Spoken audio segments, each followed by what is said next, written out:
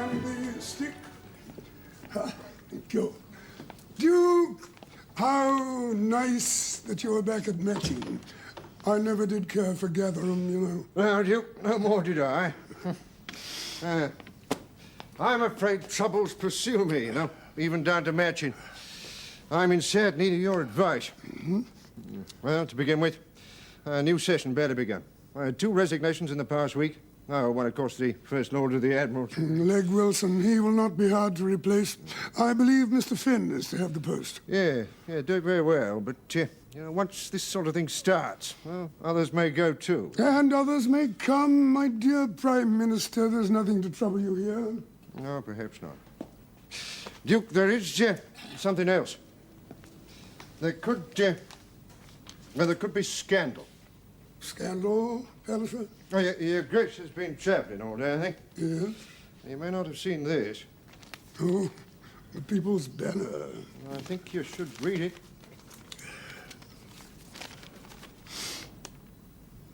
A report has reached us, a report signed and duly sworn, which makes it our duty to issue this positive statement. The expenses incurred by Mr. Ferdinand Lopez during the recent by-election in the borough of Silverbridge were paid by none other than His Grace the Duke of Omnium and Gatherum. Is this true, Duke, that you gave Lopez money? The man wrote to me he'd incurred certain expenses. I sent him a check. Why? I was bound in honour to do it. But why? Duke, the man had been induced to stand by certain representations made to him from my house. He was, shall we say, promised certain support, which was not given. By the Duchess? Would you kindly read the rest of it?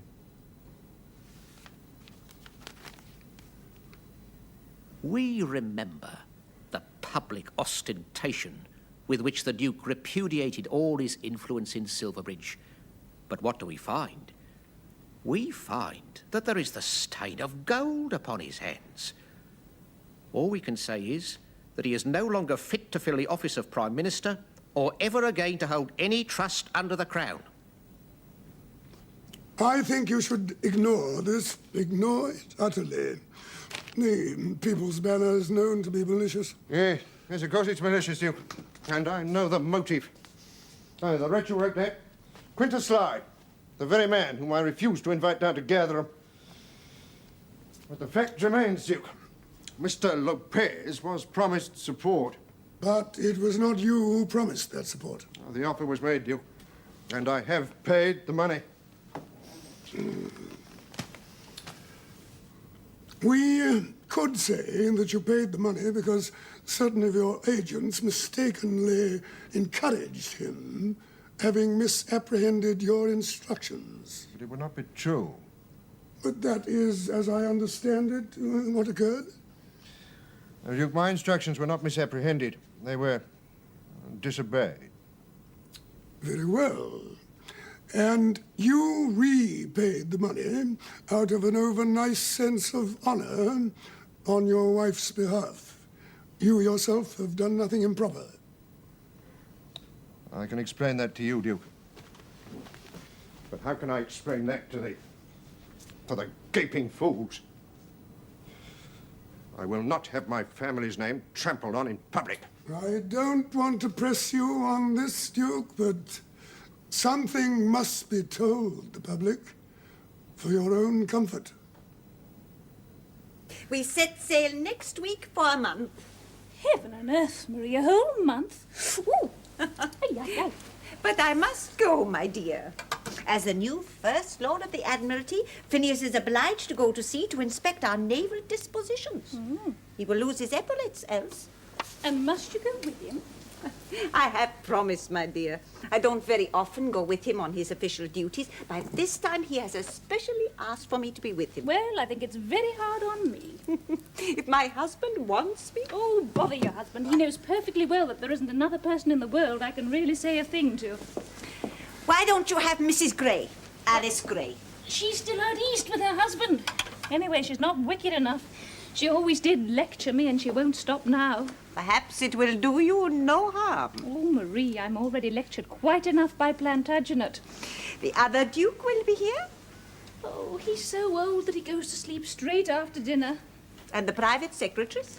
Well, they rush off to their rooms and hide from Plantagenet just like a lot of mice. A wife cannot hide so easily. When must you go? Today, my dear, after luncheon. After lunch? England expects, Lady Glen. Oh, patriotism, Marie, is the last resort of a scoundrel. Ah, my dear, I've been looking for you. There is something you should know. No, do not go, Mrs. Finn. There is no need. Marie's deserting me to go yachting. Oh, I am sorry to hear that. But your husband's trouble is somewhat graver. I fear he is not quite well.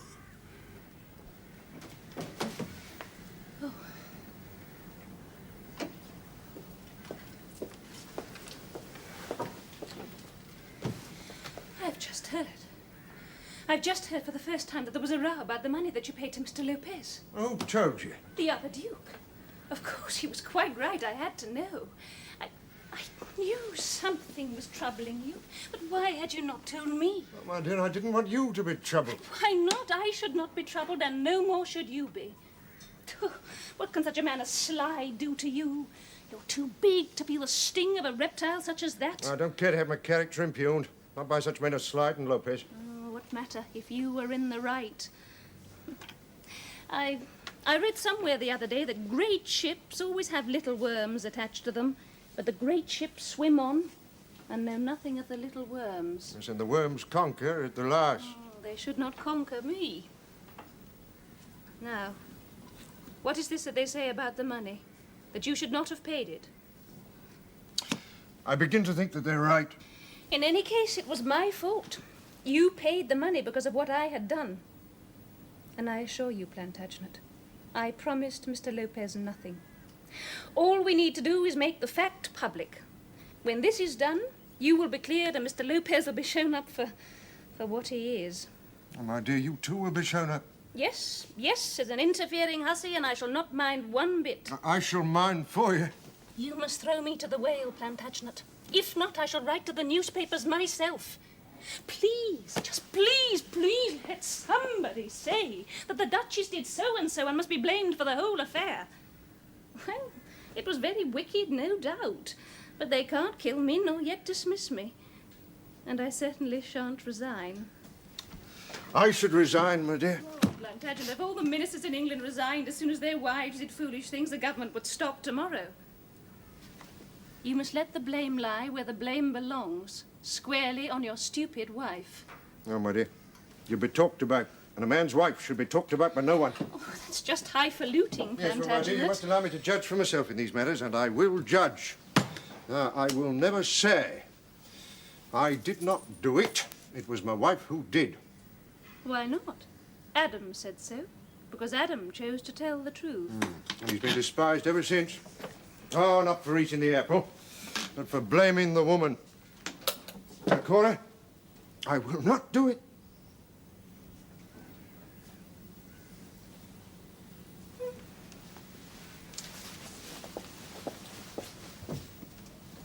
Cora, will you kiss me?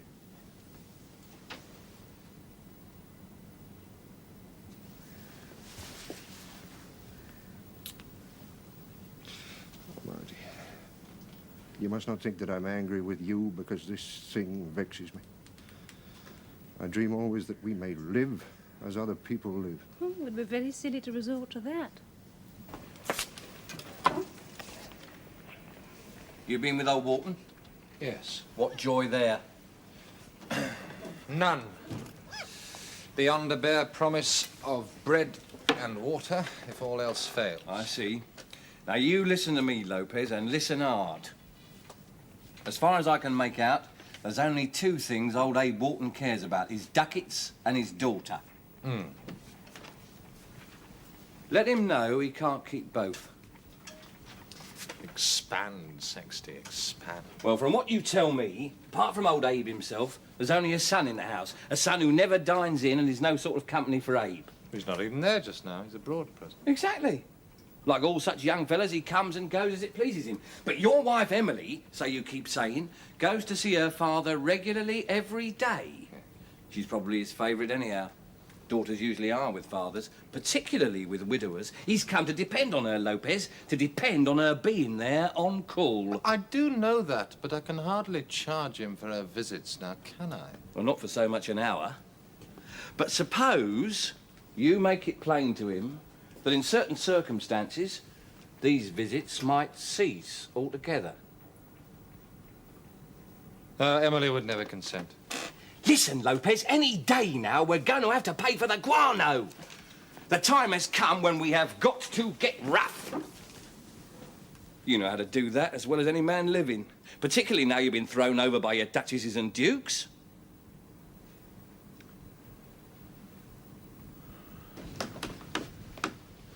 Time has come, Wharton, to be candid and direct. I'm very glad to hear it. The long and the short is that I must have £20,000 within the month. 20? Now, if I can raise this money, I shall be able to surmount all my difficulties and become a wealthy man, probably before next year is done. How can I believe such a tale? Or anything else you may tell me? You have lied to me once too often, Lopez. Lied to you, sir? Yes, sir. Lied to me, sir. And also to the Duke of Omnium. Or to one of us you have lied, since you have extorted your so-called election expenses from us both. That you yourself put the idea into my head. Huh? When I said that my election expenses might be more than what you paid me, you bade me go to the Duchess. Oh, that, sir, was a joke.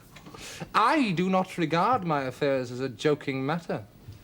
Now, if I don't get £20,000 soon to help me with my business, then everything here must be sacrificed. I can only say what I said to you the other day. For Emily's sake, and for that of the child she is to bear, you will be assured of food to eat and a roof over your head. That's charity. I will not be a party to your gambling transactions, and that's flat. Then so is this. If you will not help me, then I must leave England. Now, I haven't told Emily yet, but if you will do nothing for us, I mean, we will have to go. Go? Go where? Guatemala? I have a friend, a Mr. Mills Happerton of the House of Hunky, who will find me an opening there. You would take Emily to Guatemala? But if I can't succeed in London, I must go somewhere else, and Emily, my wife, must go with me. Now, unless you can give me £20,000, Wharton, then Emily and I must leave for Guatemala in a matter of weeks. I see.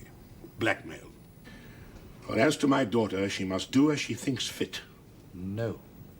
She must do as I think fit. As you think fit.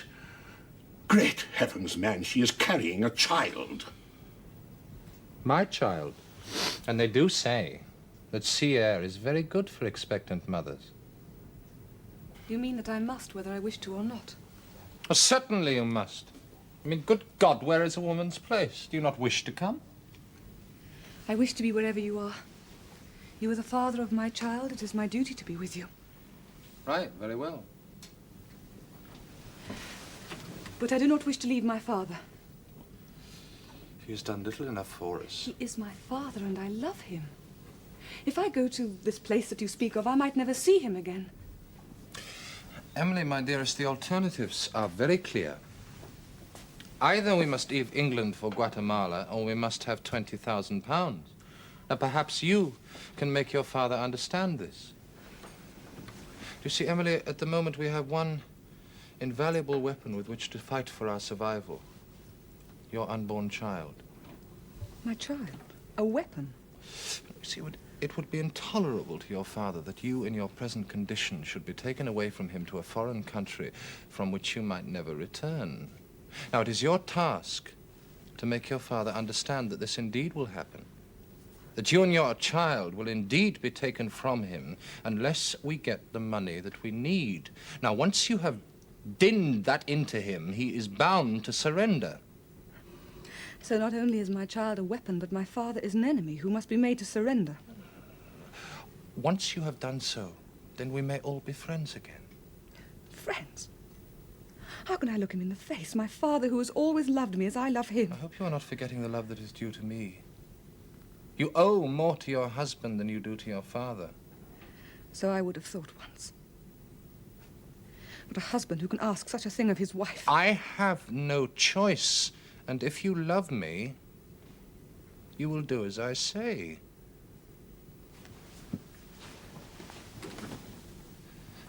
I mean, do you love me, Emily?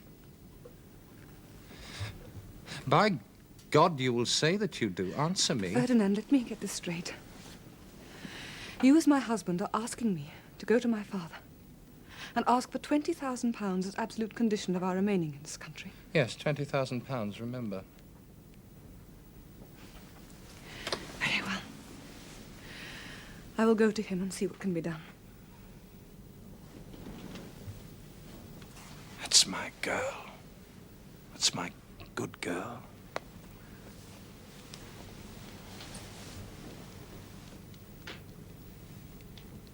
It's kind of you to come here today, Papa. Not at all, my dear. Of course I should come to you now. You mustn't tire yourself with outings. Your husband is being considerate, I hope. Emily? It is my husband we must now discuss. Sit down, Papa. He's out this afternoon and will not disturb us. What have you to tell me of him? But you were right. I've been a blind, obstinate fool, and I've made a hideous mistake. Now, it is too late to reproach yourself with that now.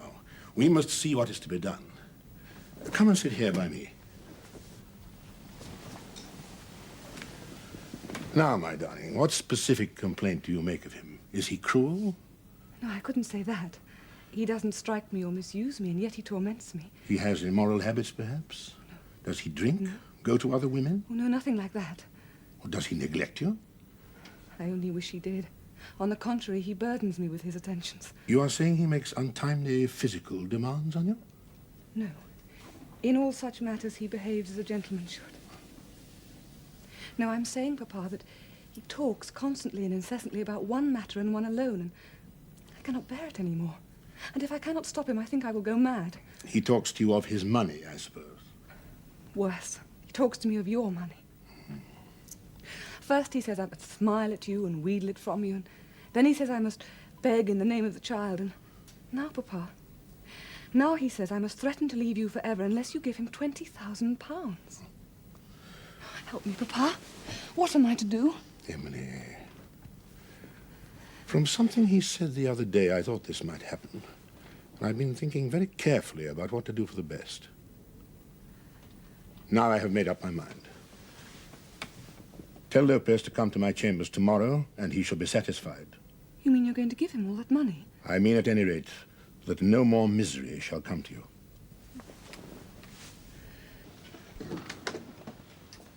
Emily tells me that you wish to see me.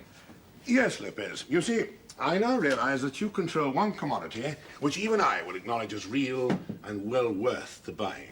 And you refer, of course, to Emily's continued residence in London? No, sir. Emily herself controls that. I refer to your own absence from London, to your total departure, forever, from me and from mine. Leaving Emily behind me? Of course. Then the commodity which you propose to buy from me is, in fact, my wife.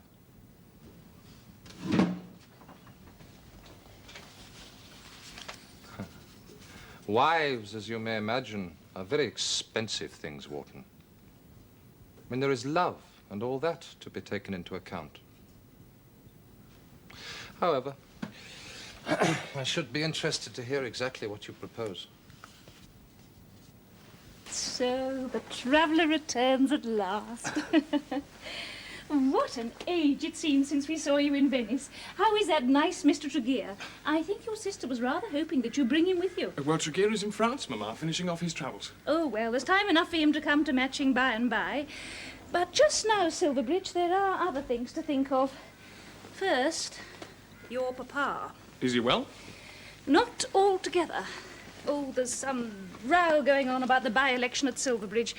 The details are too boring to rehearse. But what you have to remember just now is to be very kind to your father and fall in with all his wishes. And what might those be? He wishes you to spend your time preparing yourself to go into the House of Commons. He intends that you should try for the first suitable seat that falls vacant. Well, I'll gladly do that. But I'll tell you a thing, Mamma. What thing? When I go into the House, I shall sit with the Conservatives. And I've thought it all out, and I've listened to all the arguments, and I'm quite... Conservatives? But the Pallisers have been Liberals ever since the word was invented, and long before. Well, yes, I know that, Mamma, but a fellow must stick to his own views. A fellow had better think very carefully about the pain those views may cause his father, and see if he can't change them. Well, a fellow can't change his views as he changes his shirt.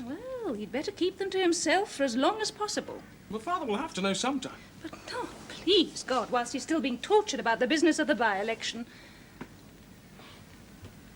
Never fear, Mother. I shall say nothing until I really have to. That's my good boy.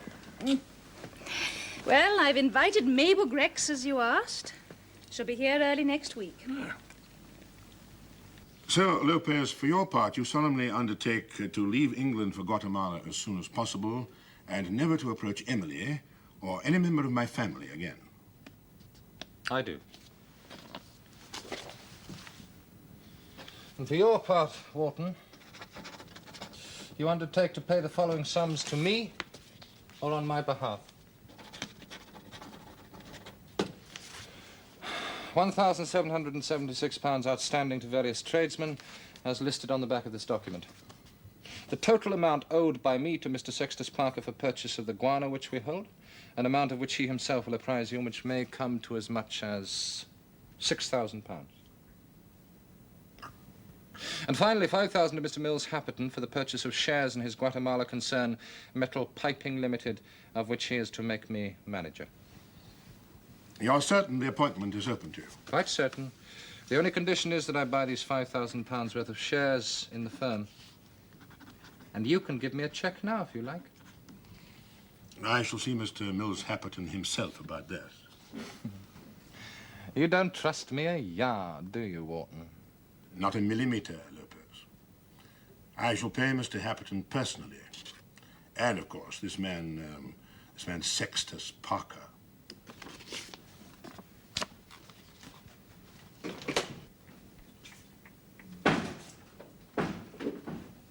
Ferdinand?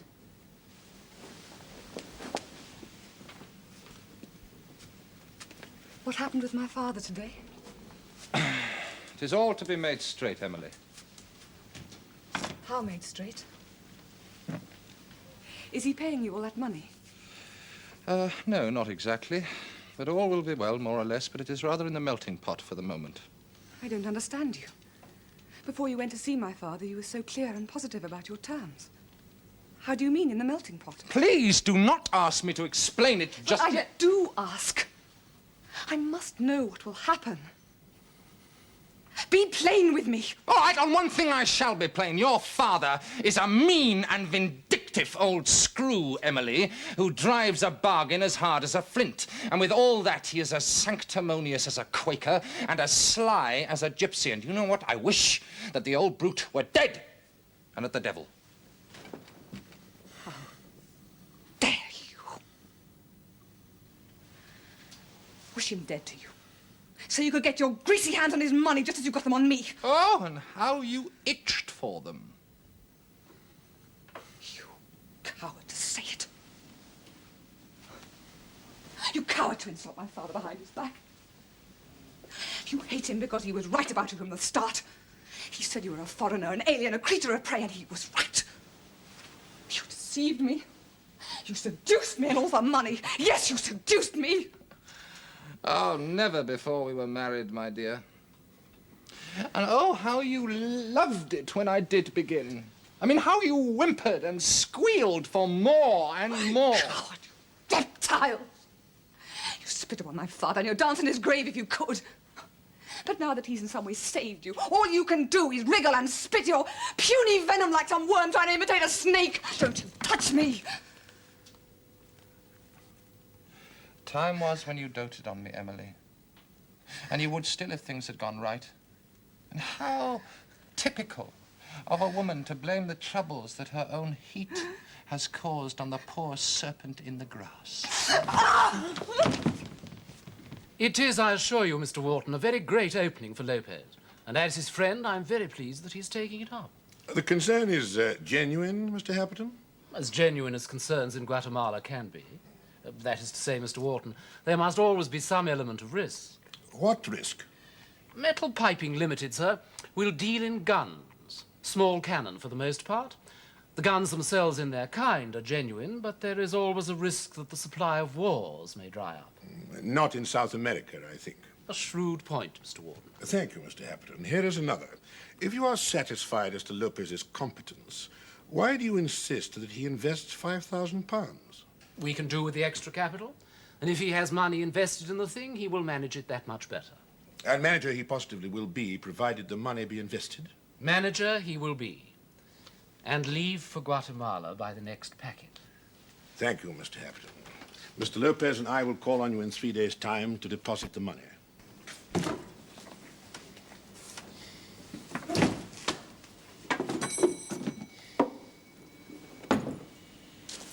60, you wreck, you're drunk. What? You are drunk. No, I ain't. I don't do a lot in that way, Lopez. But upon my word, I've been so put about these last days. I told you it would be all right, and so it is. Not quite what I would have wished, but right enough. You mean he's paying you to keep your wife in London? That sort of thing. Now, he will be round here in 3 or 4 days to settle for my share of the guano. Huh? Just in time. Don't fuddle yourself, Sexty. This is important. Now, look, I have told him that my share may be as much as £6,000. Now, he seems to accept that. Lopez, you scoundrel. Right, so if you can convince him that it really is that high, then we'll screw him for 4,000 over and above what I really owe. Now, I've set him up, Sexty. You bowl him down, and we'll split the 4,000 right along the middle. Now, is that understood? You beautiful brute, Lopez. You're a man after my own heart. Right, you two ready for our walk? Oh, I have to get up my German, Silverbridge, for my tutor tomorrow morning. But I know Mabel will be glad to go with you. Will you, Lady Matt? Provided you promise not to make me go too far. Nonsense, you're as strong as a horse. Is that intended as a compliment, Lord Silverbridge? Well, in his language, yes. Then please to remember that I only have 2 legs and cannot go at a gallop. Oh, I dare say you'll trot along well enough. Oh, my dears. Oh, Mary, why aren't you going for a walk with the others? Oh, well, I had a very difficult passage of Goethe, Mamma, to prepare for my tutor tomorrow morning. And I thought it might be quite nice if Mabel and Silverbridge were up by themselves for once. Did you? Indeed. Well, in future, my girl, you leave any little schemes of that kind to me. There was no scheme, Mamma. Well, if there were. Mabel is such a sweet girl, and Silverbridge does like her very much. Yes, but Silverbridge is still very young, and he's got a lot of things to do before we start any matchmaking for him. Lady Mabel Grex is well enough in her way, but your brother may take his pick of all the girls in England. And I think he should have a good long look before he begins any final choice. Mr. Barrington Earl, Your Grace of Collingwood. Lady Gann. Mary. Oh, Barrington. Where is the Duke? He went out for a walk. Why? I have come to see him on the most urgent business. I would like him to return to London with me immediately.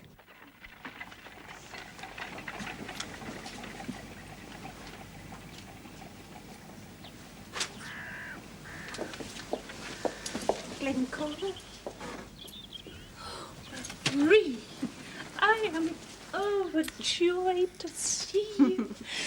But why are you home so abruptly from your cruise? Well, there was a telegram waiting for us at Gibraltar. They wanted Phineas back in London, and I thought, well, what with things as they are, you might be glad of my company, so I came straight here. Oh, yes, you are quite right, and thank you. Nobody tells me anything. Everybody keeps things from me. Plantagenet has just gone rushing off to London with a face as long as a lamppost, and I just know, Marie, it's to do with the scandal about Lopez and the money. I fear so. Why do they attack Plantagenet? It was my fault. Oh, Marie, I've been confessing my sins as fast as I can. only planned it would blame me and be done. The government will be all right, won't it? What does Mr. Finn say? Mr. Finn says that all governments are mortal and dispensable, so why not this one? Do you mean he would just stand by and watch it fall? No, Glencora. After all this time, you should know that is not the way with Mr. Finn. What is to happen, Marie? Plantagenet will tell me nothing. Nothing. And I'm not at all sure that I should either. But I will, providing you promise to do nothing. Nothing, Glencora, off your own bat. I promise. Very well. There is to be a special debate in the House in which this whole wretched business of Mr. Lopez will be finally cleared up, or so they hope. They will blame me, then. There is no other way. They will try to keep your name out of it. Your husband wishes this at any cost. But how can they keep my name out of it? Well, they need not actually speak it. I dare say everybody will know who is meant, so it will turn out just the same in the end. But how it is to be done, I have not been told. Trouble was that, plain as the Duke had made himself, he was misunderstood. There were still those who thought that he wished that the influence of Gatherum Castle should still be respected, though he himself might stand aloof. Why did they think so? That His Grace the Duke of Omnium was earnest in his declarations and instructions. The sequel, as we shall see, most fully proved. But in the meantime, he was being misinterpreted by his agents. What agents? I have not distinguished the honourable gentlemen from whom these questions have come, but I will tell them it is no part of my duty to gratify their morbid and indecent curiosity.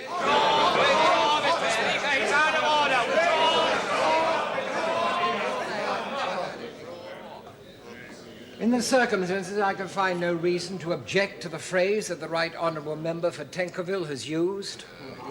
If the honourable gentleman who called for a name would rise in his place and repeat his demand, I will most certainly retract the words morbid and indecent and substitute two more, cruel and perverse. I will tell that gentleman that he is one who, regardless of the real conduct of the Duke of Omnium, either as a man or as a servant of the Crown, is seeking only to inflict a cowardly wound, that he may be gratified by a spectacle of pain. Now then, a candidate for Silverbridge was brought forward by those interested in the Duke's affairs. And this candidate was Mr. Ferdinand Lopez. But as soon as the Duke heard this, he immediately made it clear that he supported no man, neither Mr. Lopez nor any other. In the event, Mr. Lopez was not elected. As it happens, his expenses were paid by a very generous father-in-law. But Mr. Lopez purported to believe that he had been misled by the Duke's people, and so he applied to His Grace for financial recompense. Or in truth, for those very expenses which his father-in-law had already paid. And His Grace, knowing only that Mr. Lopez had indeed received encouragement to stand, though without his knowledge at the time, and certainly never from him. And from who? That question has already been asked and answered. His Grace, I say, with that nicety of honour for which he is esteemed throughout this country, felt only that Mr. Lopez had indeed been misled and did merit some reimbursement, which His Grace then made out of his own pocket. Now, I need hardly pause to stigmatize the meanness of Mr. Lopez's application. But I may perhaps conclude by saying that this act of His Grace's could in no case be called worse than indiscreet, and that to honourable members it may appear to savour rather more strongly of nobility than of indiscretion. So, the jolly old Duke has been able to ride out the storm. He'll survive until the next thing. And what will that be? The mounting complaint that no legislation is being passed. Even the Duke's own supporters are beginning to join in there. And then Barrington? And then Dolly. We'll have to see. By Jove. Look at that. He's certainly got a nerve after what Finney said about him in the House.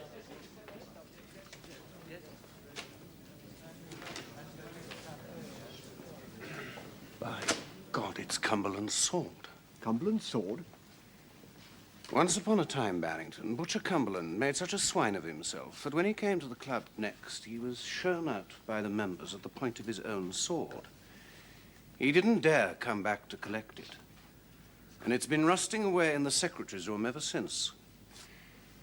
And now, when the committee want to expel a member for beastliness, which hasn't happened for years and years and years, because we're such an easy-going lot, they send the head steward to him with Cumberland's sword, pointing the way out, Mr. Lopez, for good.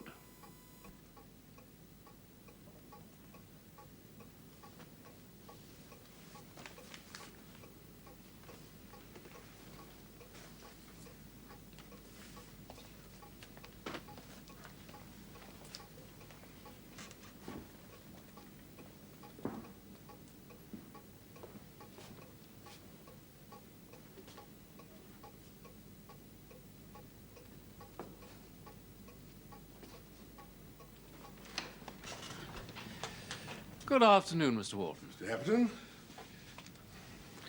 Ferdinand. Mills.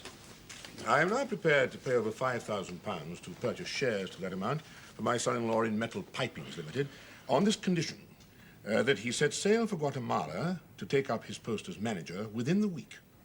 I'm afraid there's been a slight change of plan. Meaning? I mean, Ferdinand, that the directors have changed their minds.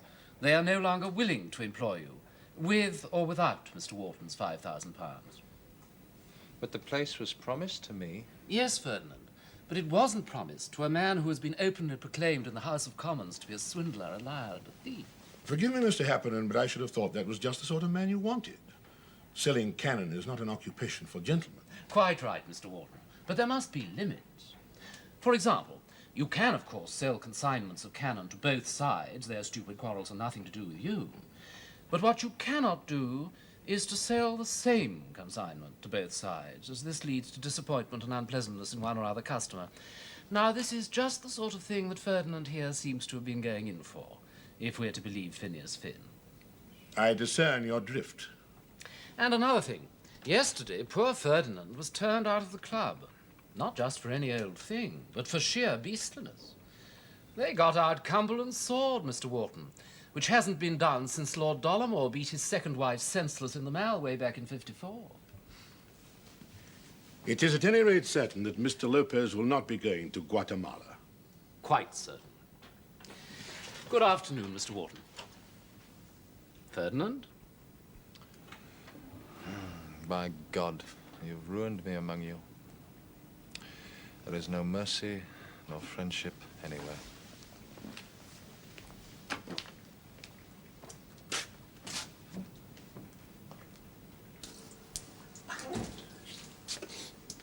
Oh, it's you, Lopez. I thought it might be old Abe Wharton. He's due by tomorrow at the latest. Old Abe ain't coming, Sexty. Not now. Bargain's off. But you told me it was all signed and sealed. Yes, but the seal's come unstuck, Sexty, so we can forget it. No, we can't. You still owe me 2,000 quid for your share of the guano. I ain't forgetting that, Lopez. So I owe you, but I can't pay you. And now our affairs together must be at an end. And I am very sorry. I mean, we should have made fortunes, but we didn't. And that's all about it. You come here just to tell me that? No, to say goodbye. It's very kind and condescending of you, I'm sure. For old time's sake, Sexty. In your own peculiar way, you've dealt honestly with me, which is more than most others have. See, fine horse flesh, it would seem, lets one down. And give me a dependable old ass like Sexty Parker. Well, I'm an ass for listening to you, Lopez. And just where do you think you're going now? Well, you won't find me, Sexty. No, your only hope is to go to Abe Wharton, tell him the tale, and perhaps he might just give you some money for the sake of the family honor. Yeah. He's still got his money, I suppose. That isn't what's gone wrong. Yes, he's still got his money. And do you know why? Because he believes in keeping it to himself. No, you'd have to get up very, very early in the morning to get the better of old Abe. So, best of luck, old boy. Now, you see here, Lopez. Trouble to see me out, Sexty. I do know the way.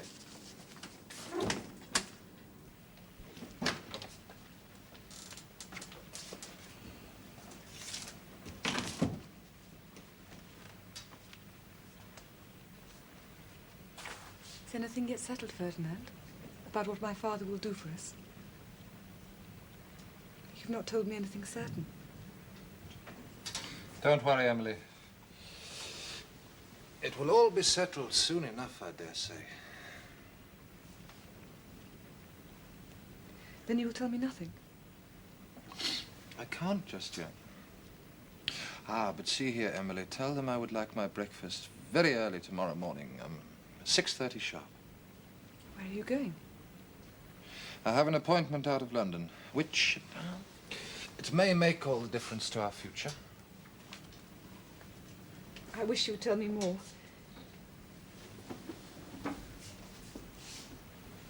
But I don't want to trouble you with it, Emily. Not just now. You are tired, my love. You go to bed.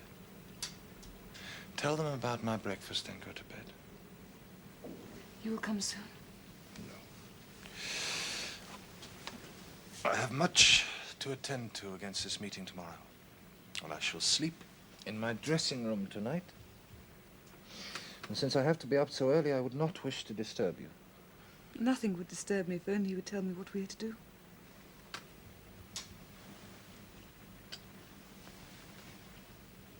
Don't be impatient, Emily. I shall be able to make it all clear, I think, when I return tomorrow evening. Anyway, goodbye till then, my love. Good night.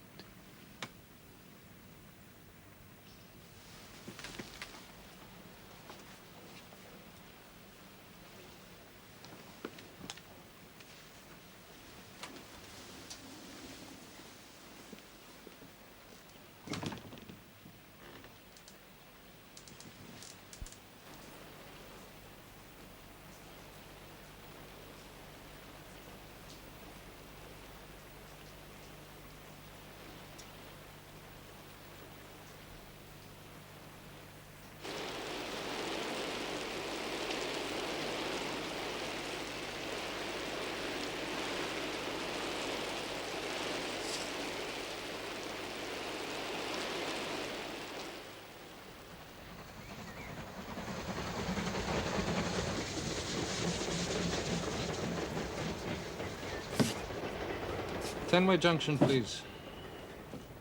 First class single ticket. Tenway Junction, sir? That's not a place, you know. That's just for changing trains. Yeah, precisely. I'm going there to change trains. Where are you going to change for, sir? That, I shall decide when I reach the Tenway Junction.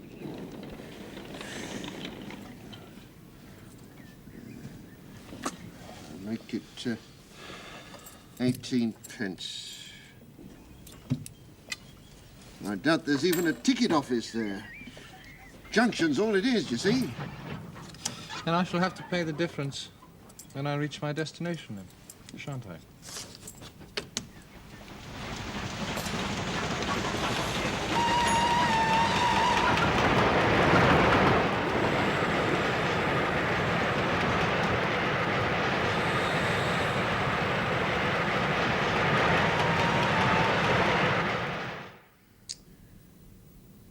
Ferdinand is out of town all day. Some business, he said, that would make all the difference to our future. Well, I do not know what business he can have, in London or out of it. Please, ma'am, an Inspector Staple, ma'am.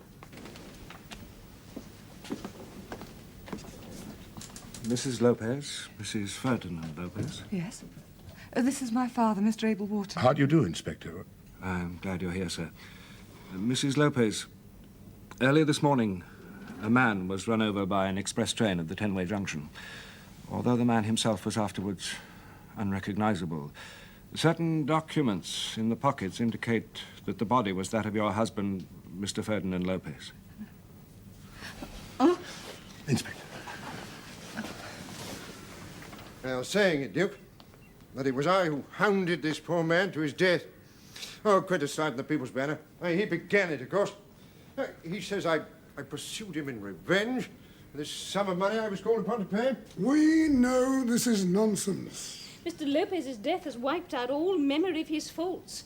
It's surprising how attractive people may appear once they're safely dead. Well, he says here, Mr. Finn was used as a weapon to destroy the man. His Grace too cowardly to act himself. And Mr. Finn picked on Mr. Lopez as a scapegoat and drove the wretched creature to insanity. Men will soon forget all that. Well, I shall not soon forget it, Duke. Auntie, you must put all this out of your mind and get on with your proper work. You have got enough to do without brooding over Mr. Lopez. It was no fault of yours. My dear, I cannot but think of those poor shreds and tatters on that railway line. Such sensitiveness as this is a disease. He did not do it because of you. Nor me, nor Mr. Finn, nor any of us. He did it quite simply because he was financially ruined. Her Grace is right, Duke. As she says, men think more gently of him only because he's in his grave. But, in truth, he was a common swindler who had gone through the money which men had given him and could find no more. Duke, it was a dreadful thing to happen to a man who was a guest in my house. And I fear it will soon become another burden to the government. And before very long. Well, my dear, it seems your husband has paid the rent of this apartment, but only for a few weeks more. Now, of course, you must come back home. Thank you, Papa. If only... Everything's gone. Even his baby. It is better that it is so. Now we must try to... Oh, how can I forget it? Oh, perhaps none of us can do that. But at least we can try. He was a bad man, my darling. It is as well that the truth be told. But who is a good man? If there be any truth in our religion, are we not all bad? He was not a drunkard. Never raised his hand to anybody. And through it all, he was true to his wife. Perhaps. But only time will cure the pain. Time and silence, Emily.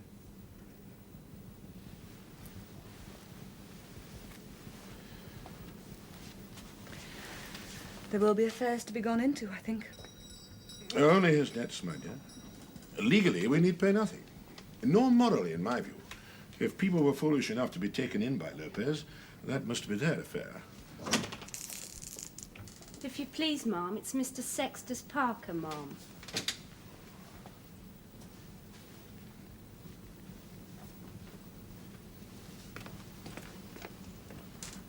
I've seen you before. Yes, ma'am, here.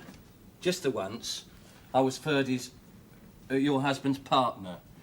And this would be your father, I suppose, Mr. Abel Walton? That is so, sir. It was you I really came to see, sir. They told me at your chambers you'd be here. With my daughter. You should have known that we would not wish to be disturbed. That's just it, sir. We none of us do. We just can't help ourselves. I'm that disturbed just now. I shouldn't wonder if I went and did the same as poor old Ferdy. Oh, don't talk and took my nonsense, wife man. and children with me. Why have you come to me? Well, sir, Lopez said you was going to settle what he owed me for our cargo of guano. £6,000. Yes, there was some talk of it. Emily, my dear, this can only be painful to you. Perhaps you might prefer to leave us.